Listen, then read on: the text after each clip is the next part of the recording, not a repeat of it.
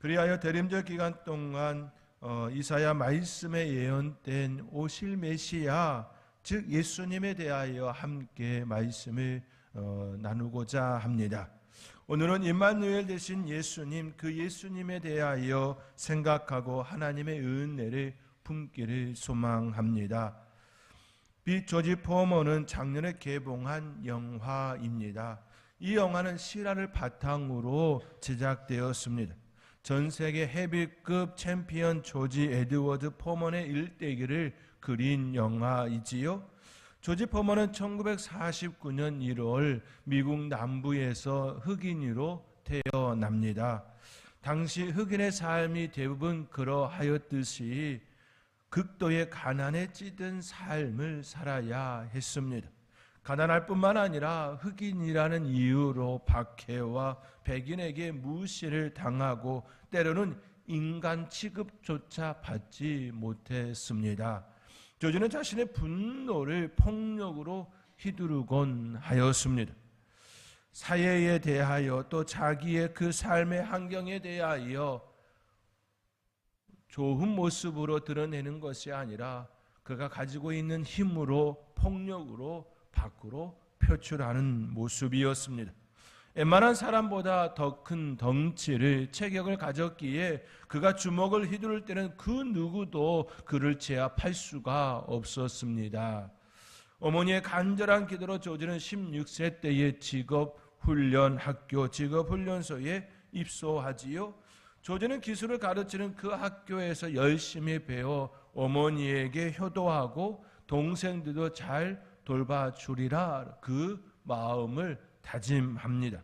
그러나 직업훈련소에서의 삶도 만만치 않았습니다. 흑인이기에 견뎌야 했던 냉소와 또 수모, 무시는 그곳에서도 마찬가지였습니다. 참다 못한 조지는 주먹을 휘둘렀고 학교 직업훈련소를 떠날 위기에 처하게 됩니다.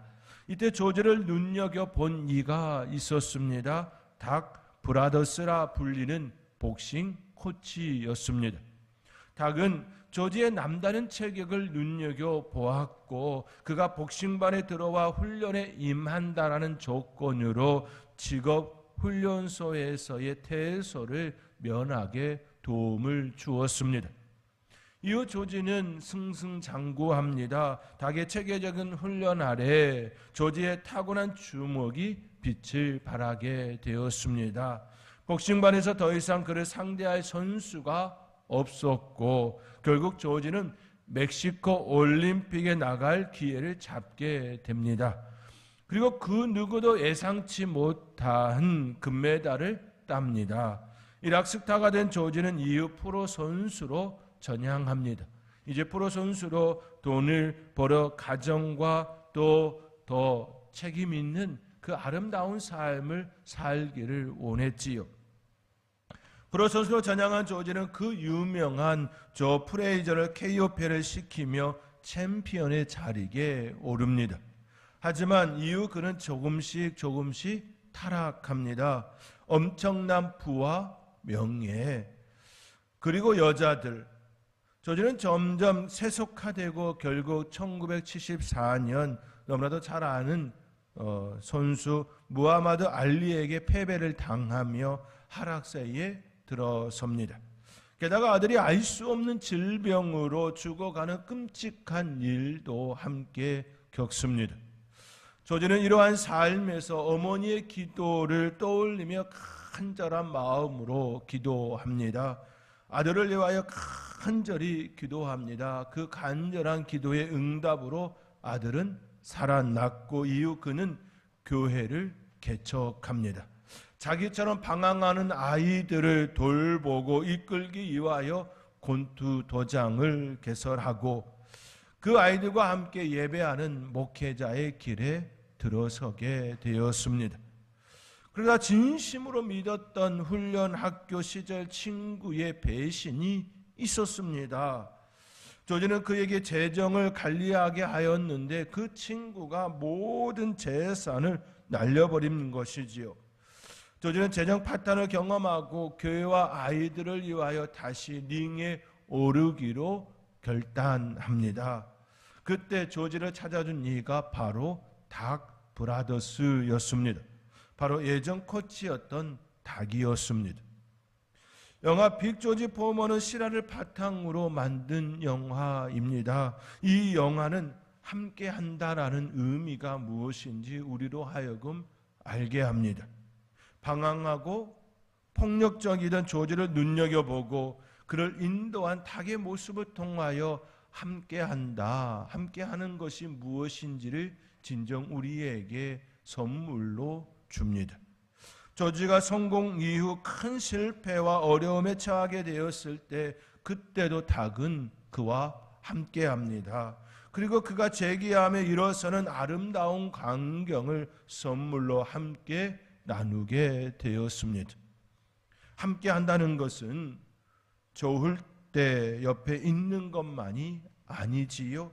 힘들고 어려울 때, 슬프고 고난과 고통 중에 있을 때, 그때도 여전히 곁에 있는 것을 의미합니다. 승승장구할 때에 옆에 있는 것은 그리 어려운 일은 아닐 것입니다. 그에게 뭔가가 주어지고 떨어지는 것들이 있기에 누군가가 그 옆에 있지요. 어렵고 힘들고 낙심되고 실패할 때도 옆에 있고 또 잘 되었을 때에도 그가 엇나가는 그 행동들을 보며 충고의 말을 하는 그 사람, 그것이 진정한 함께 한다라는 의미일 것입니다. 우리 예수님은 바로 그러한 분이십니다. 조지 포먼에게 닭이 그렇게 함께하는 모습을 드러내어 그를 일으켜 세워준 것과 같이 우리에게도 우리에게 힘을 주시고 우리와 함께 하시는 그분 바로 예수 그리스도가 계십니다. 오늘 본문 말씀을 인용하여 마태복음 저자는 1장 23절 말씀에 이렇게 기록하고 있지요. 보라 처녀가 잉태하여 아들을 낳을 것이요 그의 이름을 임마누엘이라 하라 하셨으니 이를 번역한즉 하나님이 우리와 함께 계시다 함이라. 그의 이름은 임마누엘이라 하리라 하셨으니 이를 번역한즉 하나님이 우리와 함께 계시다. 바로 그분이 예수님이시지요.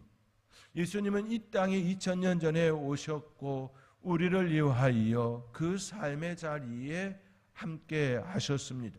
그리고 지금도 여전히 그분은 우리의 친구가 되시고 우리의 동반자가 되어주시고 우리의 마음을 함께 나누는 위로자가 되어주시며 또 삶에 어렵고 힘들 때에 돕는 자 되어주고 있습니다. 그 예수님, 사랑하는 성도 여러분, 그 예수님과 함께 참된 소망을 가지고 다시 오실 그 예수님을 대망하며 살아가는 참된 그리스도인이 되어줄 수 있기를 주님의 이름으로 축원드립니다. 그렇다면 이사야 선지자는 왜 이 예언의 말씀을 그 당시 하고 있을까요? 그리고 그 당시 사람들에게 이 말씀의 의미는 무엇이었을까요? 그리고 또 우리는 이 말씀, 이 예언의 말씀이 어떻게 작용되어야 할까요? 마태복음의 저자처럼 우리를 위해 오신 예수님, 오실 메시아를 대망하는 신앙으로 살아야 한다라는 그 단순한 메시지일까요? 우리 함께 오늘 본문의 역사적 배경을 통하여 우리에게 주시는 그 메시지를 함께 생각해 보기를 원합니다. 오늘 본문의 배경은 북이스라엘과 아람 왕이 연합하여 유다 침공을 역사적 배경으로 갖고 있습니다. 그때 남유다의 왕은 아하스 왕이었습니다. 아하스가 유다의 왕으로 제위하는 그때에 북이스라엘과 아람 왕이 연합하여 유다를 침공하는 일이 일어납니다. 아하스는 약칭이고 본래 이름은 아수르의 비명에 기록된 바와 같이 여호아하스입니다. 그 이름의 뜻은 여호와께서 붙드셨다, 여호와께서 붙드셨다라는 신앙적인 의미를 가지고 있습니다.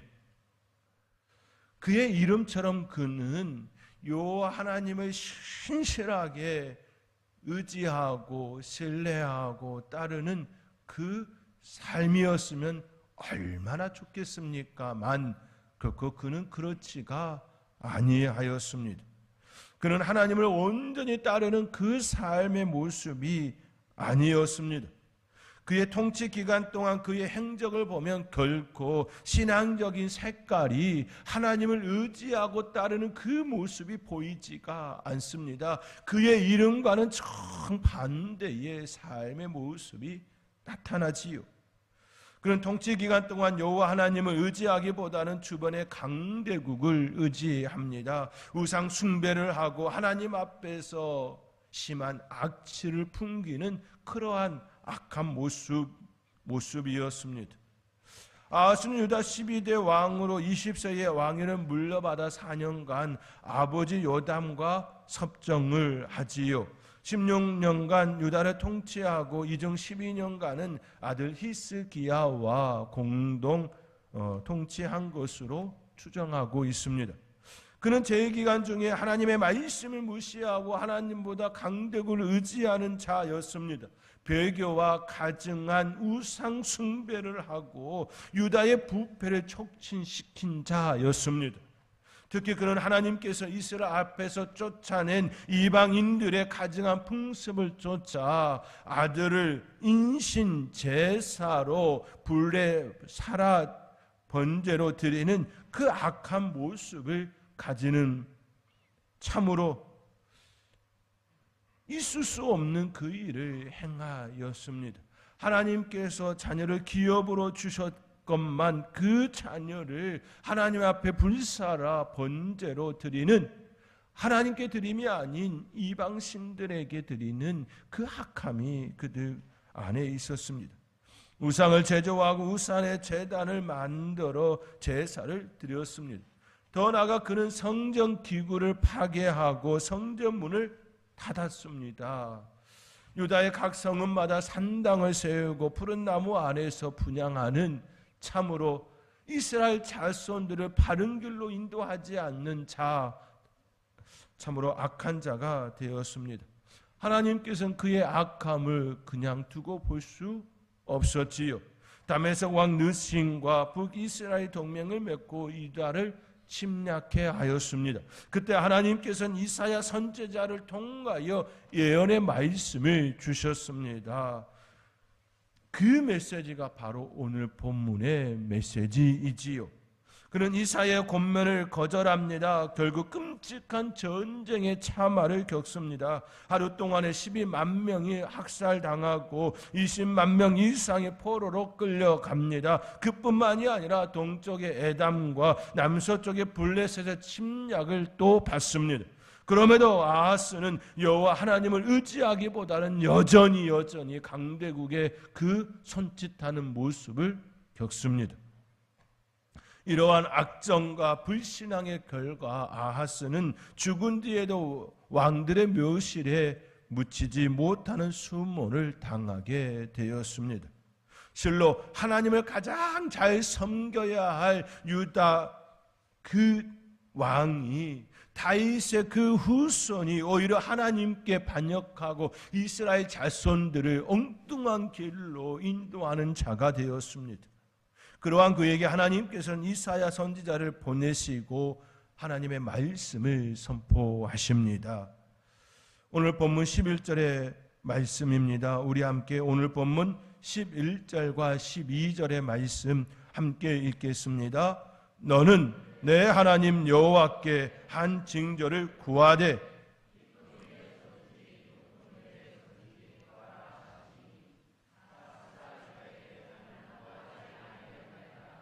나는 여호와를 시험하지 아니하겠나이다 한지라. 아멘. 이사야 선지자가 아하스 왕에게 이와 같이 이야기합니다. 너는 내 하나님 여호와께 한 징조를 구하되 깊은 데에서든지 높은 데에서든지 구하라 이처럼 이야기합니다. 그런데 그는 나는 구하지 않겠다, 나는 여호와를 시험하지 않겠다 이와 같이 대답합니다. 이 대답으로 보면 아하스가 매우 좋은 신앙을 가진 것처럼 보입니다. 나는 하나님을 시험하지 않겠다 이 표현으로 보면 참 좋은 신앙처럼 보입니다. 그러나 실상은 그렇지가 않습니다. 하나님께서는 아하스에게 이사야 선지자를 통하여 주신 말씀은 유다를 치러 올라온 아람 왕과 북이스라엘은 연기나는 두 부직갱이가 뭔지 아시지요? 옛날 시골에서 또 그 부엌에서 그렇게 쓰였던 거지요. 두 부직갱이 그루터기에 불과하니 두려워하지 말며 낙심하지 말라라는 그 메시지를 가지고 아하스에게 나왔고 그에게 하나님께 징조를 구하라 이처럼 말씀한 것입니다. 그 징조를 통하여 너에게 하나님께서 너와 함께 하심, 북이스라엘과 아람 왕을 하나님께서 물려쳐 주시겠다라고 하는 그 확신을 그에게 주시기를 원하여서 징조를 구하라 말씀하심이었습니다. 그렇다고 한다면 그 하나님을 온전히 바라보고 믿음으로 징조를 구하는 것이 마땅한 모습이지요. 나의 믿음 없는 것을 불쌍히 여겨 달라고 오히려 구하는 그 모습이어야 했던 것이지요. 기드온처럼 하나님께 구하는 자가 되어야 했지요. 그러나 그는 하나님을 시험치 않겠다라고 오히려 그렇게 반응한 것입니다. 믿음의 말을 한 것처럼 보이지만 결코 그 믿음의 말이 아니었습니다. 하나님께서는 그에게 믿음을 심어주기 위하여 하나님을 온전히 바라보게 하시기 위하여 징조를 구하라 이처럼 말씀하였던 것입니다. 하나님께서 그에게 이런 징조를 주겠다라고 한 것이 아니라 너에게 구하라라고 했던 것이지요. 어렵고 힘들고 고난과 너무나도 위기 속에 있는 여러분에게 하나님께서 찾아오셔서 내가 너의 하나님이야, 내가 너와 함께해, 너에게 확신 주고 싶어서 내가 너에게 징조를 하나 보여줄 거야, 징조를 구해봐 라고 한다면 여러분은 어떻게 반응하시겠습니까? 그렇지요. 징조를 구하겠지요. 나의 믿음 없는 것을 불쌍히 여겨달라 이야기하며 또 지금의 이 어려움에서 벗어나기를 간절히 바라는 그 마음으로 하나님께 징조를 구하는 것 마땅한 모습 아니겠습니까? 그러나 아하스는 구하지 않았다라는 겁니다. 그렇게 이사야는 아하스에게 하나님께서 그에게 주신 말씀을 전하고 있습니다. 오늘 본문 13절과 14절의 말씀입니다. 우리 함께 13절, 14절 우리 함께 읽겠습니다. 이사야가 이르되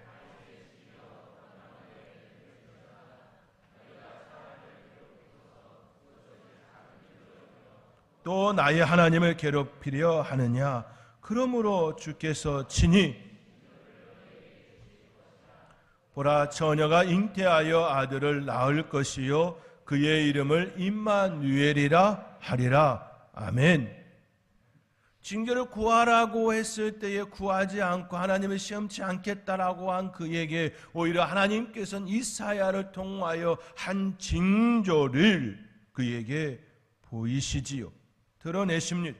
이사야가 이르되 다윗의 집이 오나건대 들을지어다. 너희가 사람을 괴롭히고서 너희가 사람을 괴롭혔다라고 하는 것은 그들을 하나님의 전유로 이끌지 아니하고 이방 신들에게 이끌고 우상 숭배케 하고 자녀들을 몰래게 제사로 번제로 드리는 그 악함을 행한 그 괴롭힘에 대한 내용이지요. 그것은 작은 일로 여겨 또 나의 하나님을 괴롭히려 하느냐라고, 나의 하나님을 괴롭히려 하느냐라고 하는 건 이사야의 입장에서 그에게 주는 메시지입니다. 징조를 구하라고 할 때 구하지 왜 하나님을 괴롭히느냐라는 그 말이지요. 그러면서 주신 말씀이 그러므로 주께서 친히 징조를 너희에게 주실 것이라. 보라, 처녀가 잉태하여 아들을 낳을 것이요 그의 이름을 임마누엘이라 하리라. 이 말씀을 주심이 되었습니다. 이 말씀은 아하스에게는 매우 충격적인 메시지이지요. 이어지는 16절의 말씀에 대저 이 아이가 악을 버리며 선을 택할 줄 알기 전에 내가 미워하는 두 왕의 땅이 항폐하게 되리라 라는 말씀을 이어서 주셨습니다. 14절까지만 보면 온전히 이 말씀을 해석이 되어지지가 않습니다. 그 당시 아하스와 이스라엘 자손들에게 주는 메시지는 15절, 16절까지를 보아야 바르게 해석이 됩니다. 이 말씀은 내가 미워하는 두 왕의 땅이 항폐하게 되리라 이 말씀을 주시지요. 실제로 아람과 북이스라엘은 각각 주전 732년과 722년에 주변국에 의하여 망하게 됩니다. 이때 항폐하게 되리라 이 말씀은, 이 단어는 히브리어 테아제부, 내다 버리다는 것을 의미하는 동사 아자부의 수동 완료형입니다. 미완료형입니다. 여기서 사용된 수동형 동사는 신적 수동형입니다. 그러니까 신적 수동형이라고 하는 것은 하나님께서 그들에게 일방적으로 베푸시는 그 행위를 통하여 그들이 당하는 것이지요. 하나님께서 행하심이라는 겁니다. 그들이 항폐케 된다라고 하는 것은 하나님께서 그렇게 망하게 하겠다라는 메시지입니다. 그 말씀과 같이 하나님께서는 732년, 722년에 두 왕국이 무너지게 되었습니다. 아하스는 아람과 북이스라엘이 두려웠지만 그들은 하나님께서 멸하기로 작정하셨음을 아하스에게 알려주었습니다. 그렇다고 한다면 아하스가 진정으로 두려워해야 할 대상은 누구일까요? 바로 하나님이어야 합니다. 그들을 공격하러 온 북이스라엘과 아람을 하나님께서 패하게 하시겠다, 항패하게 하시겠다라는 말씀을 주셨다면 그들을 무찌르시는 그 하나님을 진정으로 두려워하고 경외함으로 그 하나님을 섬겨야 하는 것이 마땅한 모습이지요. 그러나 그는 그 하나님을 두려워하지 아니하고 오히려 북이스라엘과 그 아람 왕을 두려워하고 주변 강대국의 손을 내미는 행위를 하게 됩니다. 하나님을 의지하지 않는 아하스에게는 하나님께서 주신 이 징조는 한 아기가 태어나고 그 아이가 악을 버리며 선을 택할 줄 알기 전에 그가 두려워하는 미워하는 두 왕이 항폐되리라는 그 말씀이 그대로 이루어졌습니다.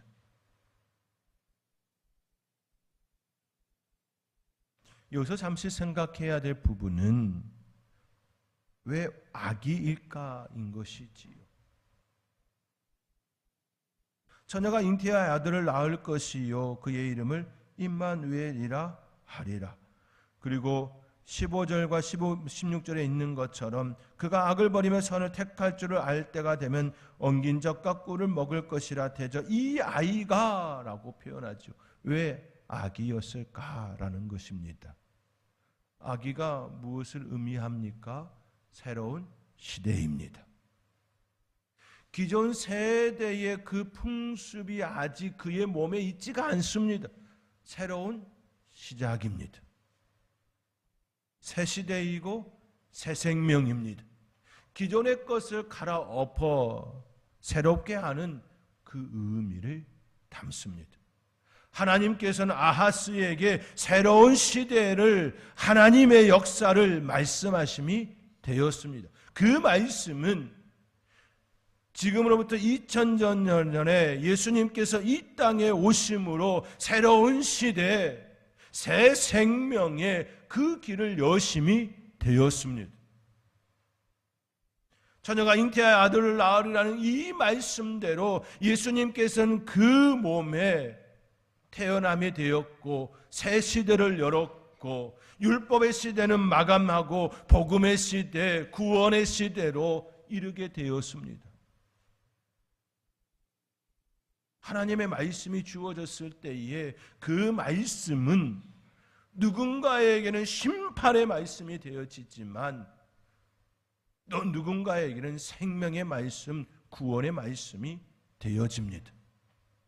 예언의 그 말씀은 결국 양날의 검과 같이요, 부정적인 면과 긍정적인 면이 함께 공존합니다.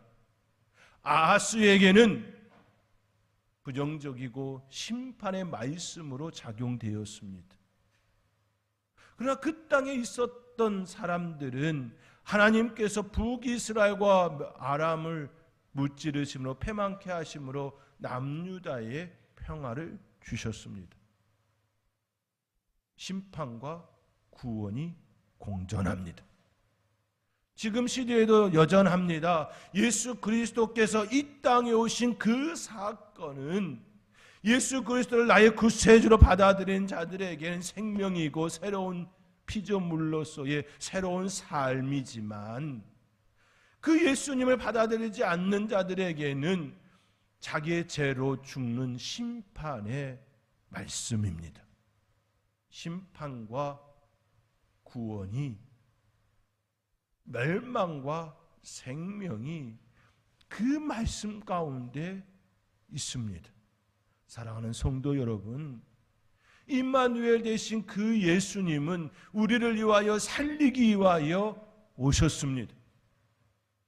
죽이기 위하여, 심판하시기 위하여 오심이 아니라 살리기 위하여 오셨습니다. 그러나 지금도 그 말씀이 멸망과 심판의 말씀으로 적용되어지는 이들이 있지요. 그렇기에 우리는 안타까운 마음과 내가 그 은혜를 입음에 대하여 감사함이 있어야 합니다. 대림절 하나님의 은혜 가운데에 오신 예수님, 또 다시 오신 예수님을 대망하며 임마누엘 되신 그 예수님을 온전히 바라보고 살아가는 저와 여러분의 삶이 되어줄 수 있기를 주님의 이름으로 축원드립니다.